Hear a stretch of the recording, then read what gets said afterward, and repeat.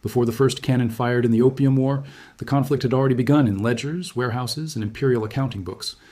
In the late 18th century, Great Britain faced a growing economic problem that threatened its global ambitions. British demand for Chinese goods was enormous. Tea had become a daily necessity across Britain. Silk and porcelain remained symbols of refinement and wealth. Yet the Qing Empire, confident in its economic self-sufficiency, showed little interest in European manufactured goods. China exported vast quantities of valuable commodities, but imported almost nothing in return. The result was a persistent and dangerous trade imbalance. British merchants had to pay for Chinese goods almost entirely in silver. By the 1780s and 1790s, millions of silver dollars were flowing out of Britain and into China every year, draining the financial resources of the British Empire and destabilizing its balance of payments. British officials and merchants increasingly saw this silver drain as unsustainable. According to trade records examined by economic historians and summarized in sources such as the UK National Archives and the US Department of State's historical series, Britain's appetite for Chinese tea alone consumed vast amounts of bullion annually.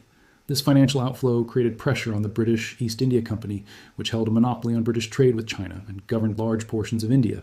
The company needed a commodity that China would buy in large quantities, something valuable enough to reverse the silver flow and restore Britain's economic leverage. The solution emerged from the fields of British-controlled India. Opium had been produced in parts of India for centuries, but under British rule its cultivation and distribution were systematized and expanded on an unprecedented scale. By the late 18th century, the East India Company controlled vast poppy plantations in regions such as Bengal and Bihar. Farmers were often required to grow poppy under contract, selling their harvest exclusively to company agents at fixed prices. The opium was then processed in company factories into standardized cakes and prepared for export. Officially, Britain did not sell opium directly in China. The Qing government had outlawed the drug as early as 1729 and reinforced bans throughout the 18th century. Instead, British merchants developed a sophisticated system of offshore trade and smuggling. Opium was auctioned in Calcutta to private traders, many of them British, who transported it by ship to the Chinese coast.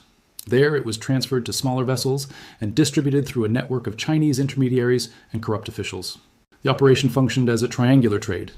Opium grown in India was shipped to China and sold for silver. That silver was then used by British merchants to purchase Chinese tea, silk, and porcelain, which were transported back to Britain and sold at profit. The economic impact of this system was dramatic. According to data cited in historical studies and summarized by institutions such as the National Archives of the United Kingdom, British opium exports to China rose from roughly 4,500 chests annually around 1800 to more than 40,000 chests by the late 1830s. Each chest contained approximately 140 pounds of opium. This expansion reversed the flow of silver that had previously troubled British authorities.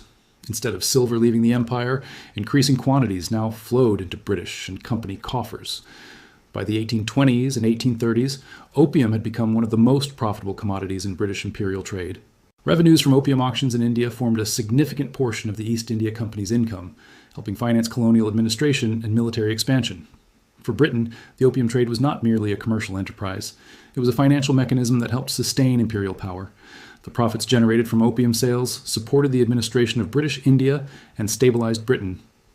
Its ability to purchase Chinese goods without exhausting its silver reserves.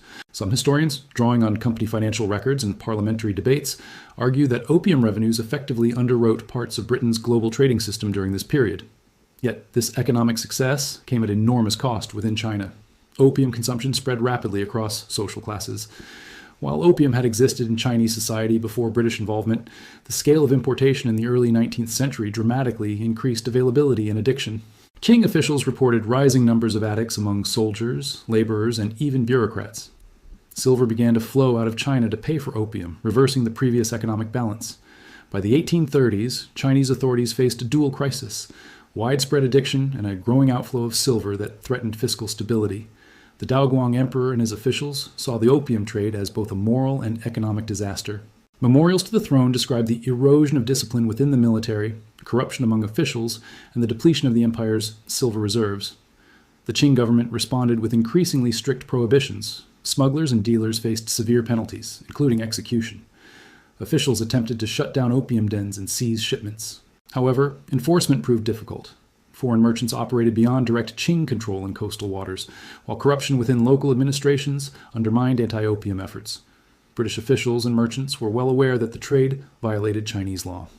Parliamentary debates and private correspondence from the period cited in British historical archives, reveal that many policymakers understood the moral controversy surrounding opium.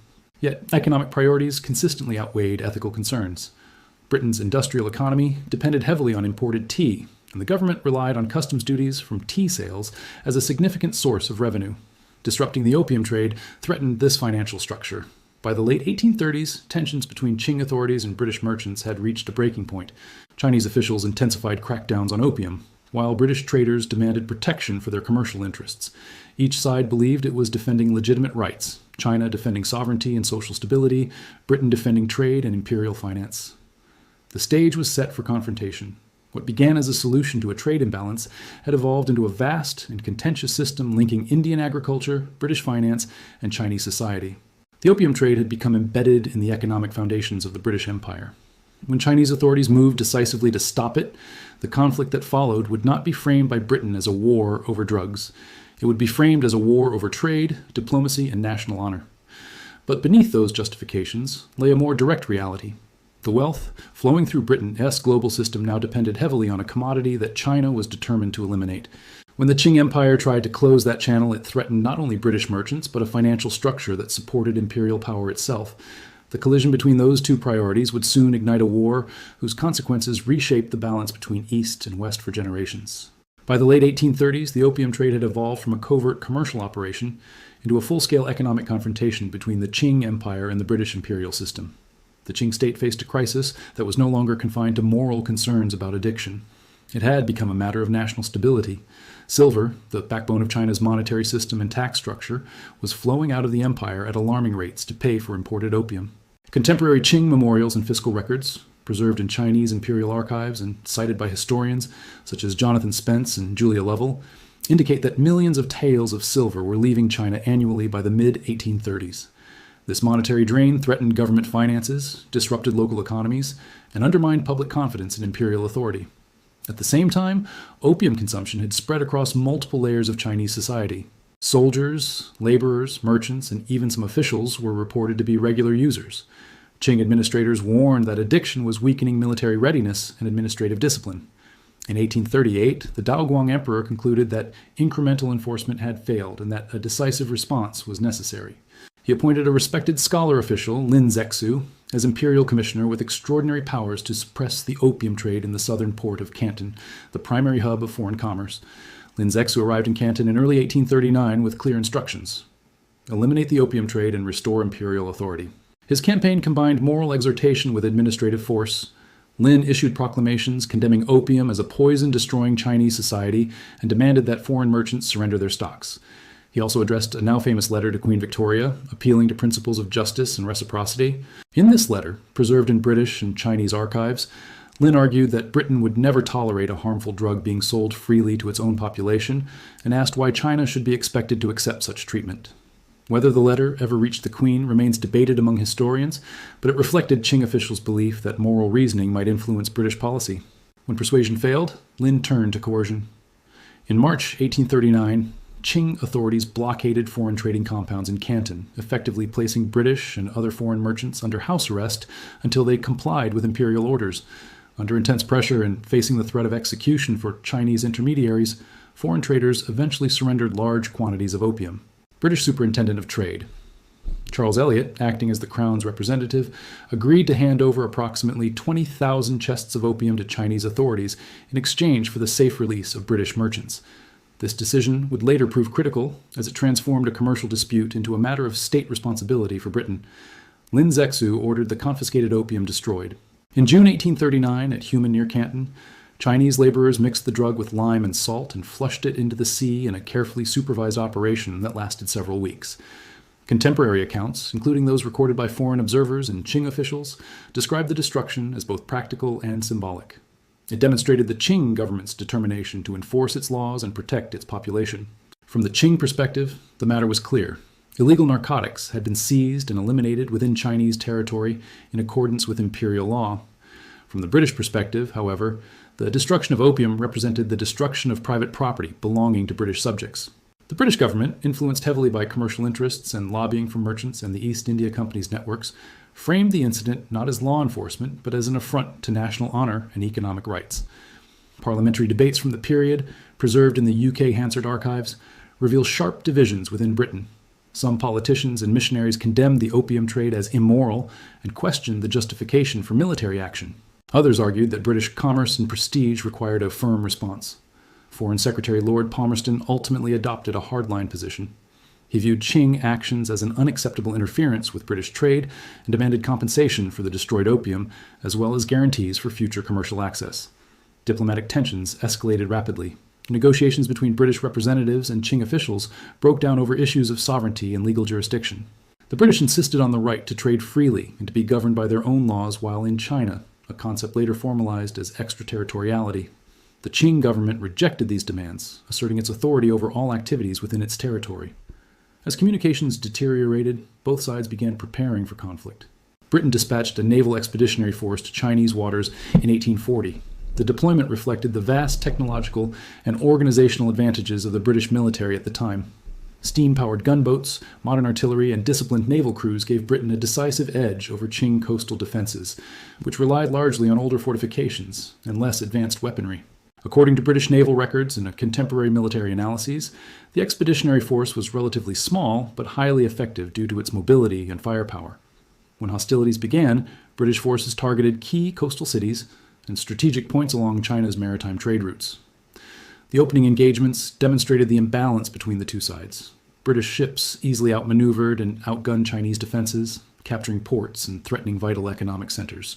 The Qing military, though large in manpower, struggled to coordinate effective resistance against modern naval tactics. The conflict that followed, known as the First Opium War from 1839 to 1842, was not simply a series of battles over contraband.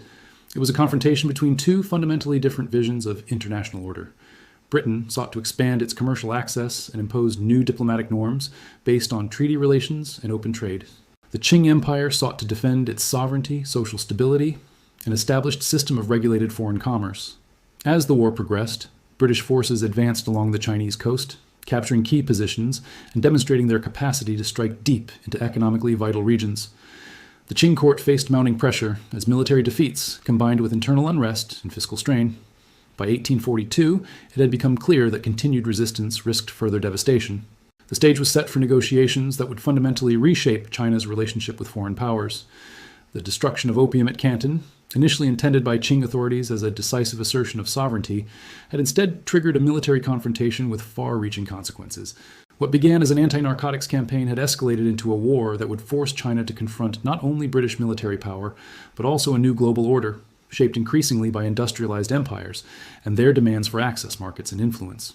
By 1842, after 3 years of conflict that exposed the Qing Empire's military and technological vulnerabilities, Chinese officials faced a grim reality. British naval forces had demonstrated the ability to strike at will along China's coastline, capturing key ports, disrupting trade routes, and threatening major urban centers. The fall of cities such as Ningbo and the advance toward the Yangtze River placed immense pressure on the Qing court. British warships sailed upriver, positioning themselves near the economically vital city of Nanjing. The Qing government understood that continued resistance risked further devastation of trade, administration, and internal stability. Faced with this mounting crisis, imperial authorities agreed to negotiate. The resulting agreement, signed in August 1842 aboard a British warship anchored near Nanjing, became known as the Treaty of Nanjing. It marked the end of the First Opium War and the beginning of a new phase in China's relationship with Western powers. The treaty's terms reflected Britain's military leverage and commercial priorities. China agreed to pay an indemnity of 21 million silver dollars to compensate for the destroyed opium and the costs of the war. This indemnity, documented in British diplomatic records and Qing financial archives, imposed a heavy burden on the imperial treasury. Payments were structured over several years and financed through increased taxation and customs revenues, further straining local economies already affected by conflict and silver outflow. Beyond financial compensation, the treaty introduced structural changes to China's trade system. The long-standing Canton system, which had restricted foreign trade to a single port under tightly controlled conditions, was dismantled. In its place, 5 treaty ports were opened to British merchants: Canton, Amoy, Fuzhou, Ningbo, and Shanghai. Within these ports, British traders gained the right to establish permanent commercial and residential presences. This shift allowed foreign merchants to operate with unprecedented access to Chinese markets and internal distribution networks. One of the most significant territorial concessions involved the island of Hong Kong. Under the treaty, China ceded Hong Kong to Britain in perpetuity. At the time, Hong Kong was a relatively small and sparsely populated island, but its deep natural harbor and strategic location made it ideal as a base for trade and naval operations. British colonial authorities quickly began developing it into a commercial and administrative hub. Over time, Hong Kong would become one of the most important entrepôts in East Asia, serving as a gateway for goods, capital, and imperial influence. The Treaty of Nanjing also established the principle of fixed tariffs on British imports and exports, limiting China's ability to control its own trade policies. Tariff schedules were negotiated in supplementary agreements, ensuring relatively low and stable duties that favored British commerce. These provisions reduced the Qing government's capacity to regulate foreign economic activity and protect domestic industries. However, the Treaty of Nanjing did not address all British demands. Key issues, such as diplomatic representation and legal jurisdiction, remained unresolved until subsequent agreements, including the Treaty of the Bogue in 1843. These supplementary treaties granted Britain most favored nation status, meaning any privileges later granted to other foreign powers would automatically apply to Britain as well. They also formalized the concept of extraterritoriality. Under this arrangement, British subjects in China were subject not to Chinese law but to British consular courts. This provision effectively created enclaves within Chinese territory where imperial authority could not fully operate. From the British perspective, these treaties secured commercial access and legal protections necessary for sustained trade. British parliamentary records and diplomatic correspondence from the period emphasized the goal of establishing a stable framework for commerce rather than territorial conquest. Yet for China, the consequences were profound. The treaties marked a significant erosion of sovereignty. Foreign powers now possessed treaty ports, legal privileges, and economic influence within Chinese territory. Chinese officials and later historians would refer to this period as the beginning of the century of humiliation, a term reflecting the perceived loss of autonomy and status in international affairs. The opium trade itself did not end with the Treaty of Nanjing. Although the treaty did not explicitly legalize opium, enforcement of bans became increasingly difficult under the new treaty system. British merchants and private traders continued to import opium, and the volume of trade expanded further in the decades that followed. By the 1850s, opium imports had grown significantly beyond pre-war levels, contributing to continued social and economic challenges within China. The First Opium War thus achieved Britain as primary objective, securing favorable trade conditions and reversing earlier restrictions on commerce. It also demonstrated the effectiveness of industrial-era military power in compelling treaty concessions from states unable to match technological and logistical capabilities. Historians such as John K. Fairbank and Stephen Platt have noted that the war's outcome reshaped diplomatic relations not only between Britain and China, but across East Asia. Other Western powers, including France and the United States, soon negotiated similar treaties, gaining access to Chinese ports and privileges under most favored nation clauses. Within Britain, reactions to the war and its outcomes were mixed. Some contemporaries celebrated the expansion of trade and influence. Others, including missionaries and certain members of Parliament, continued to express moral concerns about the opium trade and its role in provoking conflict. Nonetheless, economic and strategic considerations largely dominated official policy. The revenues generated by opium and related trade remained significant for British India and for merchants engaged in East Asian commerce. For the Qing Empire, the post-war period brought both adaptation and tension. Officials sought to manage foreign relations within the treaty framework while addressing internal challenges, including population growth, fiscal pressures, and periodic unrest. The presence of foreign merchants and missionaries in treaty ports introduced new cultural and political dynamics that would shape China's 19th century experience. The Treaty of Nanjing did not resolve underlying tensions between China and foreign powers. Instead, it established a precedent for using military force to secure commercial concessions. This precedent would contribute to further conflicts, including the Second Opium War in the 1850s and 1860s. Each subsequent treaty expanded foreign access and privileges, deepening the transformation of China's external relations. In retrospect, the events leading to and following the Treaty of Nanjing illustrate how a commercial dispute over narcotics evolved into a broader reconfiguration of power. Britain's pursuit of trade balance and imperial finance had intersected with China's efforts to maintain sovereignty and social order. The resulting war and treaty settlement marked a turning point in global economic and diplomatic history. The structures established in the 1840s would shape interactions between China and the Western world for decades, influencing patterns of trade, governance, and international law well into the 20th century. After the Treaty of Nanjing in 1842, the British Empire had secured what it wanted most: permanent commercial access to China and a strategic foothold on its southern coast. Yet the end of the First Opium War did not mean the end of the opium trade. On the contrary, the treaty system created conditions that allowed the trade to expand dramatically. Although the Treaty of Nanjing itself did not explicitly legalize opium, the new commercial framework and weakened Qing enforcement mechanisms made suppression increasingly difficult. British merchants, private trading firms, and networks operating out of British India continued importing opium into China at growing volumes, transforming the trade into one of the largest and most profitable narcotics enterprises in 19th century global commerce. By the 1840s and 1850s, the opium trade had become deeply embedded in the financial structure of British imperial power. The East India Company and later the British colonial administration in India, after the company's dissolution in 1858, maintained strict control over opium production in regions such as Bengal and Bihar. Poppy cultivation was organized through a monopoly system. Indian farmers were required to grow opium under government contracts, selling raw opium at fixed prices to colonial processing factories. From there, the refined product was prepared for export and auctioned in Calcutta to private merchants, many of them British. These auctions generated enormous revenue for the colonial government. According to financial records preserved in the British Library and India Office archives, and analyzed by economic historians, opium revenues constituted a significant portion of British India's annual income throughout the mid-19th century. In some years, opium accounted for more than one-third of the colonial government's total revenue. These funds were used to finance infrastructure, military campaigns, and administrative costs across the subcontinent. In effect, the opium trade helped sustain British rule in India and supported broader imperial expenditures. Once purchased at auction, opium was transported by merchant vessels to the South China Sea. British-controlled Hong Kong quickly became a central hub for storage, financing, and redistribution. From there, the drug was transferred to smaller ships and smuggled into Chinese coastal regions through networks involving Chinese brokers, secret societies, and corrupt officials. The system functioned with remarkable efficiency. Even though opium remained technically illegal under Qing law, enforcement proved inconsistent and often compromised by local corruption and logistical limitations. Trade statistics compiled by British and Chinese observers indicate that opium imports into China rose steadily throughout the mid-19th century.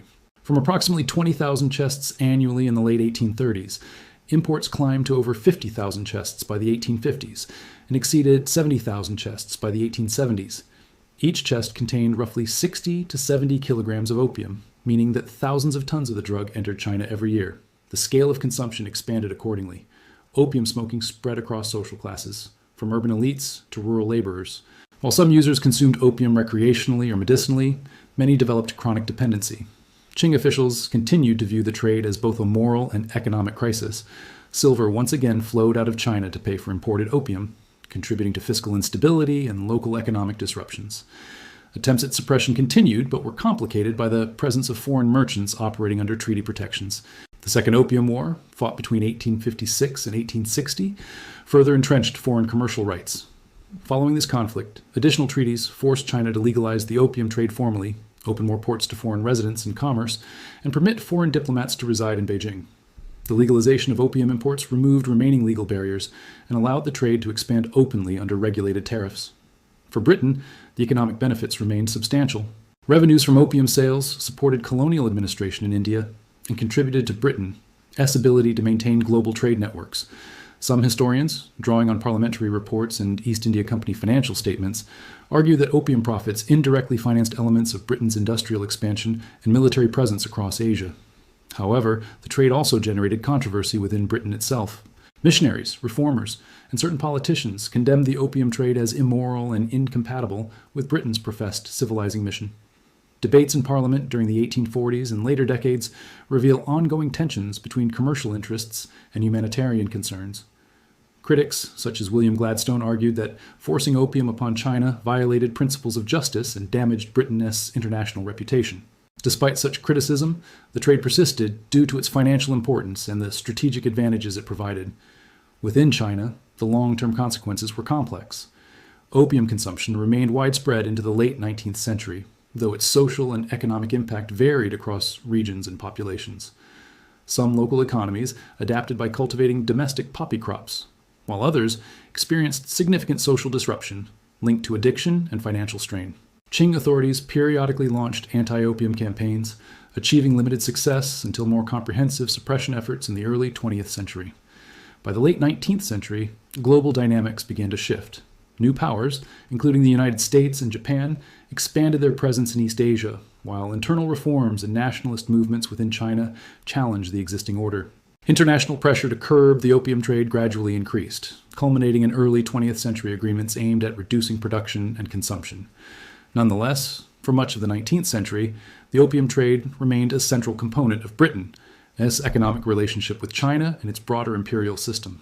The transformation of opium from a regional commodity into a global trade product illustrates the intersection of commerce, empire, and geopolitics during the industrial age.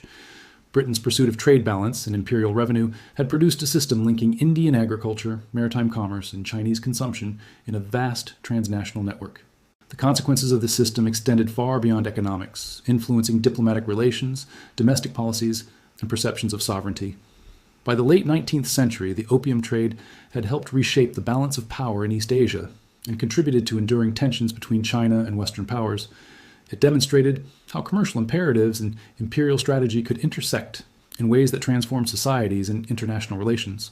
While Britain benefited financially and strategically from the trade, the broader legacy included lasting debates over morality, sovereignty, and the responsibilities of global power. By the late 19th and early 20th centuries, the opium system that had once enriched the British Empire began to face mounting resistance from both within China and abroad. The trade that had helped finance imperial expansion and stabilize Britain as balance of payments was increasingly viewed as morally indefensible and politically destabilizing. Reform movements in Britain, missionary networks in China, and growing Chinese nationalist sentiment combined to challenge a system that had operated for decades with the support of imperial power and commercial necessity. Inside China, the cumulative impact of decades of opium imports had created widespread concern among officials, scholars, and reformers. While the scale and social consequences of addiction varied regionally, the perception that opium weakened society and drained resources became deeply embedded in political discourse. By the late Qing period, efforts to confront the problem intensified. Chinese officials recognized that eliminating foreign imports alone would not solve the crisis, as domestic cultivation had expanded significantly. In many regions, local farmers had begun producing opium themselves, reducing reliance on foreign supplies but entrenching the drug further within the economy. Reform-minded leaders concluded that comprehensive suppression would require both domestic and international action. One of the most significant turning points came in the early 20th century, when the Qing government launched a large-scale anti-opium campaign. Beginning in 1906, imperial authorities issued edicts mandating the gradual elimination of opium production and consumption throughout the empire. Provincial officials were ordered to register users, close opium dens, and destroy poppy fields. While enforcement varied and resistance existed, the campaign marked the first sustained centralized attempt to address the issue nationwide. At the same time, international attitudes toward narcotics were shifting. In Britain, criticism of the opium trade had grown steadily since the mid-19th century. Religious organizations, humanitarian groups, and certain political figures argued that continuing to profit from opium undermined Britain's moral standing and contradicted its self-image as a civilizing power. Parliamentary debates and public campaigns increasingly questioned whether imperial revenue justified the social consequences associated with the trade. By the early 1900s, these concerns translated into diplomatic initiatives. Britain and China began negotiating agreements to reduce the flow of opium from India into Chinese markets. The Anglo-Chinese Opium Agreement of 1907 represented a major step. Under its terms, Britain agreed to gradually decrease opium exports from India, while China committed to reducing domestic production and consumption at a corresponding rate. The agreement reflected both changing moral attitudes and shifting economic priorities. By this time, Britain's industrial economy had diversified, and reliance on opium revenue, though still significant in India, was less central to imperial finances than it had been in earlier decades. International cooperation on narcotics control expanded in the years that followed. The 1909 Shanghai Opium Commission brought together representatives from multiple countries to discuss strategies for regulating the global opium trade. Although the Commission lacked enforcement power, it marked the beginning of coordinated international efforts to address drug trafficking and addiction. Subsequent conferences, including the Hague Opium Convention of 1912, established frameworks for limiting production, distribution, and consumption of opiates worldwide. These developments signaled a transformation in how major powers approached the issue. What had once been treated primarily as a commercial commodity was increasingly recognized as a global social and political problem requiring regulation. For China, the decline of the opium trade coincided with broader political upheaval. The fall of the Qing dynasty in 1911 and the establishment of the Republic of China created new challenges and opportunities for reform. Successive governments continued anti-opium campaigns with varying degrees of success. In some regions, warlordism and political fragmentation allowed production and trafficking to persist. In others, determined enforcement reduced cultivation and consumption significantly. The struggle against opium became intertwined with efforts to modernize the state, strengthen central authority, and resist foreign domination. For Britain, the gradual end of the opium trade marked the conclusion of a controversial chapter in imperial history. Revenues once derived from opium were replaced by other forms of taxation and economic activity, yet the legacy of the trade remained. In China, memories of the Opium Wars and the unequal treaties became central elements of national historical consciousness. They were cited as examples of foreign exploitation and as symbols of a period often described as the century of humiliation. These historical experiences influenced Chinese nationalism, diplomatic attitudes, and perceptions of Western powers well into the 20th century and beyond. In Britain, historians and commentators debated the ethical implications of the opium trade and its role in imperial expansion. Some emphasized the economic context and strategic considerations that shaped policy decisions. Others focused on the moral dimensions and the human cost associated with widespread addiction and social disruption. The opium trade became a case study in the complexities of empire, illustrating how commercial interests, political power, and ethical concerns could intersect in ways that produced both wealth and controversy. Looking back, the transformation of Britain's relationship with China through the opium trade reveals broader patterns in global history. It demonstrates how economic pressures and geopolitical competition can drive states to pursue policies with far-reaching consequences. It also shows how those policies can generate resistance, reform, and eventual change when their social and political costs become impossible to ignore. By the early 20th century, the system that had once linked Indian poppy fields, British merchants, and Chinese consumers was gradually dismantled through a combination of domestic reform and international cooperation. Yet its impact endured in economic structures, political relationships, and historical memory. The story of how Britain used opium to secure trade and power in China is not only a narrative of imperial strategy and commercial ambition, it is also a reminder of how global systems of exchange can reshape societies and leave legacies that persist long after the original transactions have ended.